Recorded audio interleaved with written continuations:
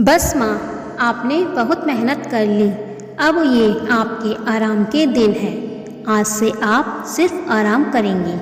कार्तिक कुसुम जी से बड़े अधिकार से मनुहार करते हुए ये बोल रहा था और कुसुम जी के पीछे उनके कंधे पकड़ अपनी ठुड्डी उनके गले में लगाए खड़ी उनकी इकलौती बहू सोनम मुस्कुरा रही थी। अपने बहू बेटे का इतना प्यार पाकर कुसुम जी की आंखों से चिरपरिचित आंसुओं की गंगा जमुना बहने को थी। कार्तिक और सोनम ने बीच में ही अपने हाथों में समेट लिया था और दोनों ही उनके गले लगकर बस इतना ही कह पाए थे, बस माँ, अब नहीं, अब इन आँखों में आंसुओं की कोई जगह नहीं होनी चाहिए। अब बस हमें आपके चेहरे पर ऐसी मुस्कुराहट चाहिए जिसकी जगमगाहट से इस घर का सारा अंधेरा खत्म हो जाए। बेटे बहू की बात सुनकर कुसुम जी ने उन दोनों को अपने अंक में कुछ ज़्यादा ही समेट लिया था और फपक कर रोते हुए बोली, बच्चों, इस घर के और मेरे अंधेरे जीवन में रोशनी तो तुम दोनों लेकर आए हो, वरना मुझ अभागन का जीवन तो कब का ऐसे अंधकार में खो गया था जहाँ एक कतरा रोशनी भी नहीं थी।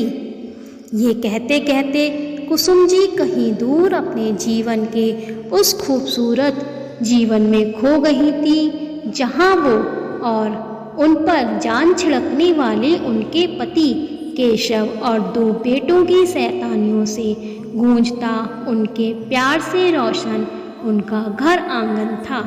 कुसुम जी की जिंदगी बड़े आराम से गुजर रही थी। केशव सरकारी नौकरी में कार्यरत थे और दोनों बच्चे भी बड़े ही होशियार और समझदार थे। देखते ही देखते उनके नन्हे मुन्ने 20-25 बरस के हो गए थे। उनका बड़ा बेटा अपनी पढ़ाई पूरी कर दूसरे शहर में एक प्राइवेट नौकरी करने लगा था। उसकी नौकरी करते ही कुसुम जी उसकी शादी के सपने सजाने लगी थी, पर होने को कुछ और ही मंजूर था।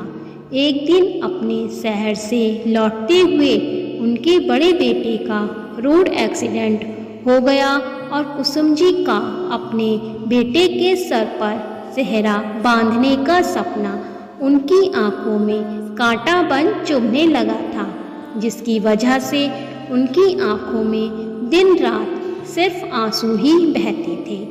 तब उनके छोटे बेटे और पति केशव जी ने उन्हें बच्चे की तरह संभाला था, पर केशव जी अपनी पत्नी के आंसू पोंछते पोंछते अपना गम दिखाना ही भूल गए, क्योंकि ये समाज एक मर्द को रोने की इजाज़त ही कहाँ देता है।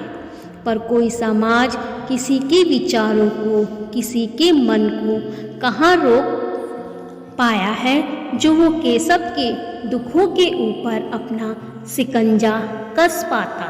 एक दिन अनकहे दर्द ने केशव के दिल को अपने कब्जे में ले लिया और उसे इस हद तक मजबूर कर दिया कि उसने अपने सबसे प्यारे काम दिल धड़कने को ही मना कर दिया, जिसकी वजह से केशव ने भी कुसुम की तरफ से अपनी आंखें बंद कर ली। पहले बेटे और पति के जाने के गम में डूबी कुसुम ने सिर्फ अपने छोटे बेटे के लिए खुद को संभाला था और पति की जगह खुद उनकी सरकारी नौकरी करने लगी थी, क्योंकि पढ़ाई तो उन्होंने भी वही की थी जो उनके पति ने की थी। पर घर द्वार और बच्चे संभालने के बीच उन्होंने कभी नौकरी के बारे में सोचा भी नहीं था। पर परिस्थिति क्या कुछ नहीं करवा लेती, शायद इसलिए हर माँ बाप तब अपनी बेटियों को सिलाई कढ़ाई सिखाते थे, पर अब अपनी बेटियों को इस काबिल बनाते हैं कि वो पढ़ लिख कर किसी भी मुसीबत का सामना करने को हमेशा तैयार रहे। पर कुसुम के माँ बाप ने तो कुसुम को उस ज़माने में भी इस काबिल बनाया था कि वह अपने पति की पोस्ट पर बिना किसी मुश्किल के बैठ गई थी। जब कुछ माँ बाप अपनी बेटी को 12वीं पढ़ाकर ही अपने घर पर बिठा लेते थे। खैर, कुसुम ने अपने हालातों से समझौता करते हुए अपने छोटे बेटे की पढ़ाई लिखाई पूरी करवा उसकी नौकरी लगते ही उसकी एक अच्छी सी लड़की देखकर शादी भी करवा दी थी। आखिर कुसुम की अश्रुपूरित आंखों ने एक बार फिर से मुस्कुराना सीख लिया था जब उसके बहू बेटे ने उसकी गोद में उसका पोता डाला था। पर ईश्वर किसी किसी की एक मुस्कुराहट का भी कर्ज वसूल लेता है। शायद कुसुम की मुस्कुराहट भी कुछ यूं ही ईश्वर को नामंजूर थी। अभी उसका पोता सिर्फ 6 महीने का ही था कि उसके छोटे बेटे का भी एक्सीडेंट हो गया और अपने दूध मुँहे बच्चे, बीबी और अपनी अभागिन माँ को रोता बिलखता छोड़कर छोटी सी उम्र में ही इस दुनिया को अलविदा कह दिया। कुसुम के सीने पर तो जैसे किसी ने सिला रख दी थी, जो ना अपने बेटे और पति को खोकर जी पा रही थी और ना ही अपने पोते और बहू का मुंह देखकर मर पा रही थी। ये प्राण भी कितने निर्लज्ज होते हैं जो इतना कुछ सहकर भी ना जाने कहाँ अटके रहते हैं। एक बार फिर कुसुम ने अपनी बहू पोते के लिए अपनी सांसों का भार उठा लिया था और खुद को समेटकर एक बार फिर जिंदगी ढूंढने लगी थी। पर वो नहीं चाहती थी कि जो खालीपन, जो मुश्किल उसके जीवन में है, उसकी बहू के जीवन में हो।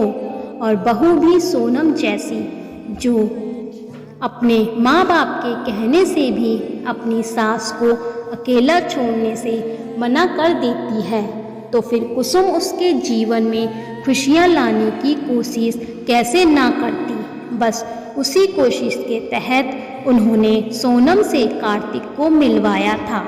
पहले तो सोनम ने किसी भी लड़के से मिलने से मना ही कर दिया था, पर कार्तिक को प्यारी सी सोनम कुछ इस कदर भा गई थी कि उसने अपने व्यवहार और प्यार से इस शर्त पर सोनम का दिल जीत ही लिया था कि वो शादी के बाद कभी भी कुसुम जी को नहीं छोड़ेगी। और बचपन में अपनी माँ को खो चुके कार्तिक ने ये शर्त खुशी खुशी मान ली थी, क्योंकि उसने भी तो ना जाने कितनी रातें माँ के प्यार के लिए तरसते और रोते हुए बिताई थी। और आज जब कार्तिक और सोनम की शादी हो गई तो उन दोनों ने कुसुम जी के सामने हर परेशानी को छोड़कर आराम करने की फरमाइश कर दी थी, क्योंकि अब तो कार्तिक के साथ सोनम भी एक अच्छी पोस्ट पर कार्यरत थी। कुसुम जी को यूं खोया हुआ देखकर कार्तिक और सोनम ने एक बार फिर से उन्हें प्यार से छोटे बच्चों की तरह झकझोरते हुए कहा, बोलो ना माँ, अब आप सारी परेशानी छोड़कर फिर आराम करोगी ना? हाँ बिल्कुल करूँगी, पर उसके लिए मेरी एक शर्त है। कैसी शर्त माँ? कार्तिक और सोनम ने चौंकते हुए पूछा तो कुसुम जी ने मुस्कुराते हुए कहा, मेरी शर्त यह है कि कार्तिक तुम मेरे बेटे नहीं दामाद बनो, क्योंकि मेरी बहू तो कब की मेरी बेटी बन गई है। अब फिर से अपनी इतनी प्यारी बेटी को मैं बहू नहीं बनाना चाहती। कुसुम जी की शर्त सुनते ही दोनों उनके पैरों में झुक गए और बोले, माँ आप जैसा हमें स्वीकार करें कर लीजिए, बस अब कभी भी अपनी आंखों में आंसू मत लाइएगा। उनकी बातें सुनकर कुसुम जी ने लपककर दोनों को अपने सीने से लगा लिया और बोली, कभी नहीं बच्चों, अब मैं कभी नहीं रोऊंगी। अब तो मैं आराम से घर में रहकर अपने पोते संग खेलूंगी और तुम दोनों को परेशान करूंगी। उनकी ये बातें सुनकर कार्तिक और सोनम के साथ छोटा सा अर्नब भी खिलखिलाता हुआ उनसे लिपट गया और कुसुम जी की आंखें बंद करके अपने बच्चों की सलामती के लिए ईश्वर से प्रार्थना कर रही थी। दोस्तों, कभी कभी जीवन इतना कठिन होता है कि हमें सांस लेना भी भारी लगने लगता है, पर फिर भी हमें कुसुम जी की तरह कभी हिम्मत नहीं हारनी चाहिए। दोस्तों, अगर ये आपको स्टोरी अच्छी लगी हो तो प्लीज़ इसे लाइक करें, शेयर करें, कमेंट्स करें और हमारे चैनल को सब्सक्राइब करें। धन्यवाद।